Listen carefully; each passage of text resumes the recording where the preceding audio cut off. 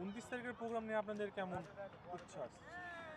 29 তারিখের প্রোগ্রাম হচ্ছে বাংলাদেশের মানুষ দীর্ঘ 17 বছর যে স্বৈরাচারের অধীনে ছিল, মানুষের কথা বলার স্বাধীনতা ছিল না, সেই কথা বলার স্বাধীনতা পেয়েছে এবং দীর্ঘ 17 বছর পর বিএনপির আজকের বর্তমান যে চেয়ারম্যান শহীদ রাষ্ট্রপতি জিয়াউর রহমানের সুযোগ্য উত্তরসূরি দেশনেত্রী বেগম খালেদা জিয়ার উত্তরসূরি জনাব তারেক রহমান যে তৃণমূল পর্যায়ে বিএনপিকে সুসংগঠিত করেছিলেন, তারা দীর্ঘদিন ওনাকে দেখেন নাই। তাকে দেখার জন্যে এবং আগামীতে তাকে বাংলাদেশের রাষ্ট্র পরিচালনার দায়িত্ব দেওয়ার জন্যে উন্মুখ হয়েছে এবং তার কথা শোনার জন্যে তারা উন্মুখ হয়েছে। তারা সময়ের শুধু অপেক্ষায় আছে। রাজশাহী, টোটাল রাজশাহী শহর সেই দিন লোকে লোকারণ্য হবে ইনশাল্লাহ।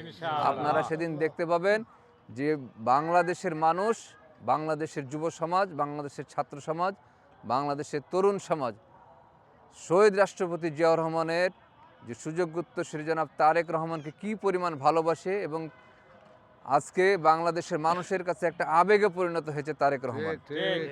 এবং আমরা মনে করি যে আগামী 29 তারিখ বেলা 12টার ভিতরে সমস্ত রাজশাহী শহর লোকে লোকারণ্য হয়ে যাবে, হাঁটার মতো রাস্তা থাকবে না, এই রকম অবস্থা হবে ইনশাআল্লাহ।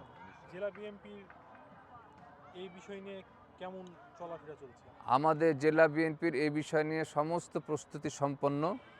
আমরা শুধু সময়ের অপেক্ষায় আছি। প্রত্যেকটা পাড়া মহল্লায়, প্রত্যেকটা ওয়ার্ডে, প্রত্যেকটা ইউনিয়ন এবং উপজেলায় সকল মানুষ শুধু আসার অপেক্ষায় আছে, সময়ের অপেক্ষায় আছে। ইনশাল্লাহ সেদিন দেখতে পাবেন যে জেলা রাজশাহী জেলা বিএনপি কত শক্তিশালী। ধন্যবাদ।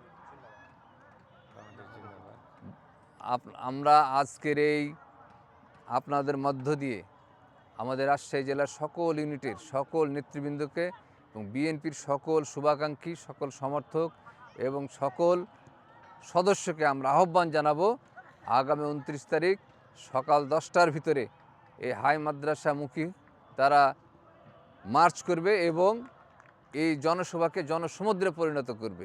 এই আহ্বান আমরা রাজশাহী জেলা বিএনপির পক্ষ থেকে সকলকে জানাতে চাই। ধন্যবাদ সকলকে। আসসালামু আলাইকুম।